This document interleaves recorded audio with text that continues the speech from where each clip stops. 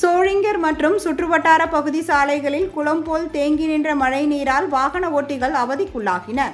ராணிப்பேட்டை மாவட்டம் சோளிங்கர் மற்றும் அதன் சுற்றுப்பகுதிகளில் நேற்று மாலை லேசான சாரல் மழை பெய்த நிலையில் பின்னர் கனமழையாக மாறி சுமார் 2 மணி நேரம் கொட்டி தீர்த்தது.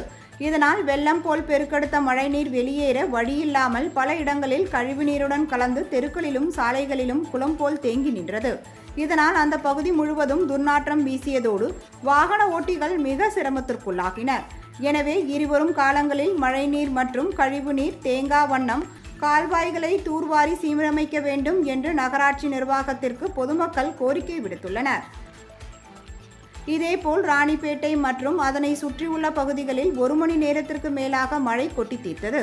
காலை முதலே வெயிலின் தாக்கம் அதிகரித்து பொதுமக்களை வாட்டி வதைத்த நிலையில் பலத்த காற்றுடன் 1 மணி நேரத்திற்கு மேலாக ராணிப்பேட்டை மற்றும் நெமிலி அதனை சுற்றியுள்ள பகுதிகளான வாலாஜா, ஆர்காட், காவிரிப்பாக்கம், சோளிங்கர், நெமிலி, பணப்பாக்கம், அரக்கோணம், கலவை விசாரம் ஆகிய பகுதிகளில் 1 மணி நேரத்திற்கு மேலாக மழை கொட்டி தீர்த்தது.